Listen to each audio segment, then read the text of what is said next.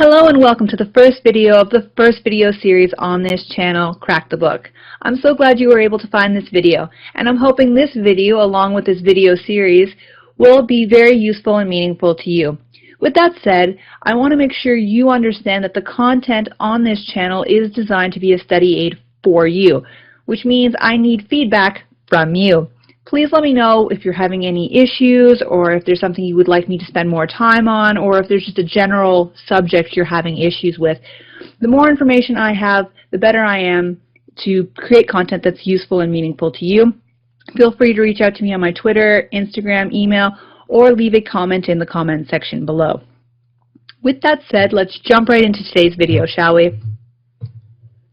So today's video is the first video in the Order of Operations video series. So it's basically an introduction, and we're going to go in and have a high-level overview of what you can expect from the video series. This will give you an idea of if you're ready to start this video series, or if maybe you should take some time to study before starting this one. Also, what can you expect to know once you've accomplished this video series, and what's the timeline for this video series? So let's just jump right in and see what the overall objectives are. So this video series is on the orders of operations. So I would like you to feel comfortable with knowing what the different operations are and when you go about using them. So you might feel very comfortable with the actual operations, but knowing the order in which to perform the operations is critical. If you do them in the order in which they appear in the equation, you will get the wrong answer. Knowing the order of the operations is critical. I also want you to feel very comfortable with doing them individually. So if somebody were to make it a little more complicated by either adding more numbers to it, or once we start moving into doing unknown variables, the concepts are there and you feel very strongly that you are confident in being able to solve them. Math is about fundamentals. A lot of people who are having trouble with math, they aren't practicing it enough. So if you, let's say you're a musician and you practice your scales on a regular basis, going to a new piece will be a little easier because you understand the basic fundamentals. It's the same thing with when you play a sport. You practice your basic drills so that way whenever you start to do more complicated plays, you're more comfortable with them. The same concept exists for math, but I don't know if everybody knows that. The more math you do, the easier it becomes. So you really want to have that strong fundamentals, and then you can add more onto it to make it easier as you move into more complicated workflows. So I really want you to feel very comfortable with the basic order of operations that we're going to be looking at in this video series. I also want to emphasize the methodology that I use for solving equations. I think it's really important to be using it because it shows your work, first of all, so that way if you make a mistake you can go back and see where your issue is. But doing one step at a time ensures that you won't make multiple mistakes. If you try to do too many things in the same step, even though it might all be the same operation, doing multiple operations at once can cause a higher chance of errors. So I really want to drill into you that we do one operation per line, which will make more sense once we start looking at some examples. But that is really the high-level objectives of this video series relating to the orders of operations. So prerequisites. I think you should really feel comfortable with your addition, your subtraction, multiplication, and division. Like I mentioned earlier, it's all about having strong fundamentals. So if you feel very comfortable with basic addition, basic subtraction, basic multiplication, and basic division, doing the orders of operations will become much more easy. I'm not saying you need to be able to add all numbers in your head if they're 3 digits or anything like that. What I'm saying is you should be very comfortable with like 18 plus 3. Something like that you should feel very comfortable with. It should not be a shock, and it should be something you can do without a calculator. I'm not opposed to calculators. I think calculators have their time and place, but we're looking at a fundamental skill, and I think you should feel very comfortable with this basics of math. Otherwise, if you're not, once we start moving into more complicated things, it will become harder and harder and harder. And really, when you're working with math, it's not really about the answer. a lot of times people are really hung up about getting the correct answer, and I don't think that's correct. I think people should be focusing more on how to solve the problem. How do I figure out how to get the correct answer? Because sometimes you're not going to have a calculator and you're going to need to do it by hand, or even to take that knowledge and being able to transfer it to something else. If you don't understand the basics of how fundamentally you solve this problem, you can't transfer that skill to something else. All that harping to say, I think you should try to feel very comfortable with addition, subtraction, multiplication. It should be at the tips of your fingers. To help you along this, I've created some flashcards that you're able to access so you can study to make sure that they are at the tip of your fingers. So if I go in, let me show you them. So there's a website called Quizlet that I use to build these slides, and it's free to join. You do actually have to join. You have to create an email account. But when you do that, you're able to access all of the cards that are openly available, which all of mine are openly available, or you can go ahead and create your own.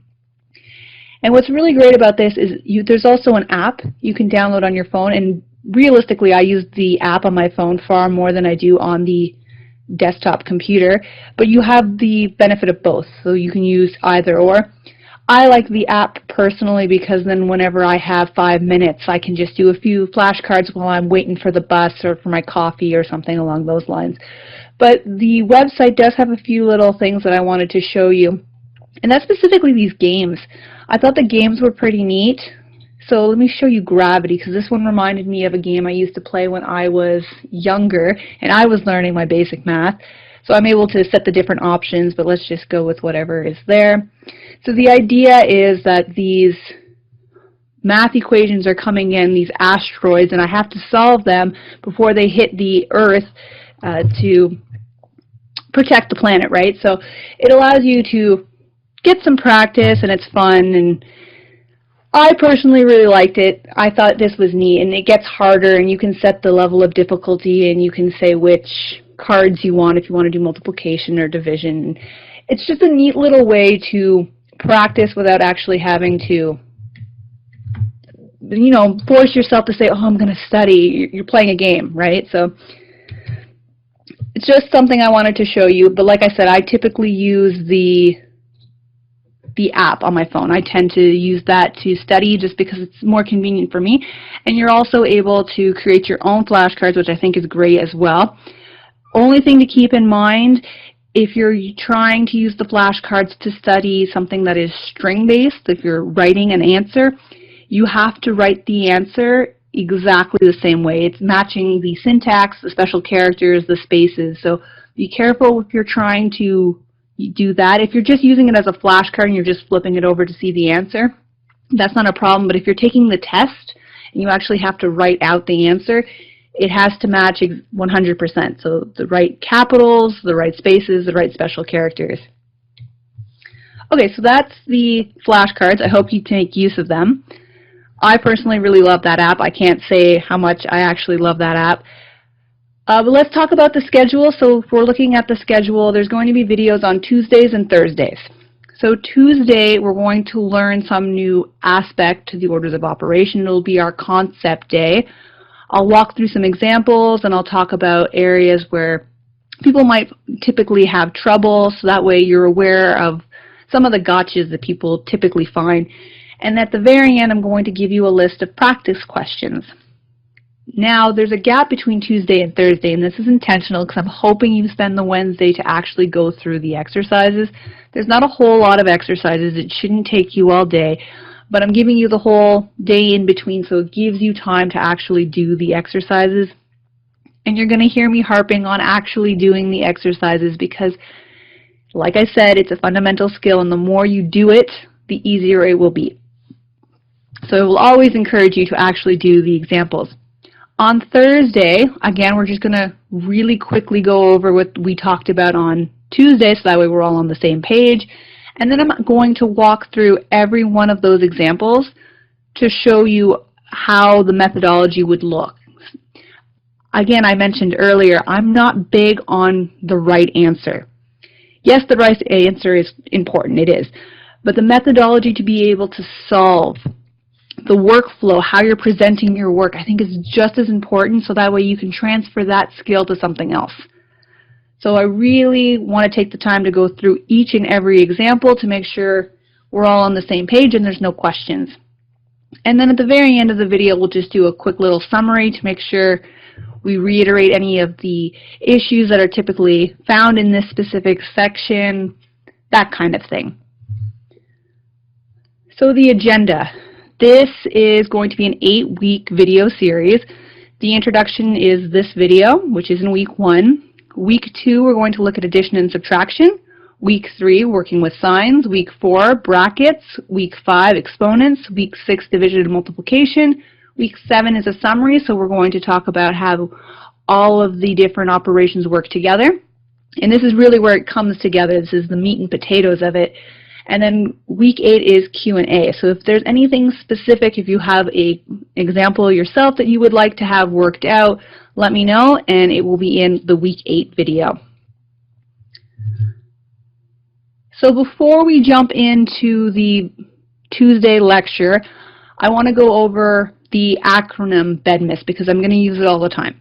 And it is an English-based acronym, so I don't know what it is in other languages, but since you're watching this video in English, I'm assuming Bedmiss will be okay for you.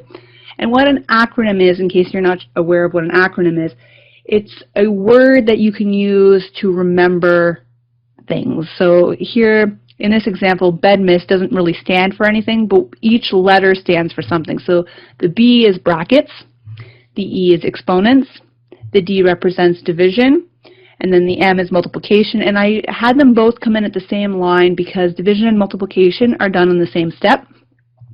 And then the addition and subtraction, again, they are done on the same step, and they represent the A and the S. And this is the order of operations. So if you can remember Bedmiss, you can always remember what order do I solve each one of my operations in. So I'm going to refer to Bedmiss all the time, and I want to make sure you're aware of what it is. This is our acronym of choice. And for the visual learners out here, I wanted to create a flow chart for you so you can see how the acronym plays out. So this may make more sense once we actually start doing some examples, but at a high level, you first ask, are there any brackets? If yes, then you're going to check to see are there any other child brackets within them. Okay, so there's no brackets at all in our equation. We'll move through. Are there any exponents? No. You keep moving through until you actually you hit something that you have. So you actually have addition and subtraction. Okay, so we'll solve the addition and subtraction because there was nothing else ahead of it. Again, this will make more sense when we start looking at the different operations. Probably see this slide again when we look at the summary, because then at that point we're trying to add all of the different things and we want to make sure we're solving them at the right time. But just for the visual learners, this is the process, and you can keep this if you find it useful. The next video is going to be on addition and subtraction, which if anybody was paying attention to Bedmiss, they will know that addition and subtraction are actually the step 4, the final step in the order of operations. The reason I'm going to do it first is because in theory, you're comfortable with addition and subtraction. If you're not comfortable with addition and subtraction, we have the flashcards that I created for you that you can go in and practice. But this addition and subtraction video is going to focus more on the methodology of how you would solve an equation that has some kind of addition and subtraction, regardless of what it is. We're just using addition and subtraction because I only want to teach you one thing at a time if I can, and in theory you should feel very comfortable with adding and subtracting numbers together. There's nothing new here, there's nothing fancy, so the thing you will be learning is really the methodology of how you should solve it, and solving things one item per line. So this is why I'm moving addition and subtraction ahead of everything else, but remember it is the 4th step. With that said, I really want to hear from you. So let me know, are there any topics specifically you're having issue with, or specifically for orders of operations, is there any equations that you would like to see me solve? But outside of math, if there's any kind of topic, or there's some subject or some homework question you have that's just you're really stuck on, let me know so I can make content that's useful and meaningful to you. Reach out to me on Twitter, Instagram, email, comment section below. If it's something that I can answer just on a quick tweet or in the comment section, I will. If it's a little more complicated, then I'll dedicate a whole video to it. Again, I want the content to be useful and meaningful to you. So please let me know what you want to see, and I look forward to seeing you next time.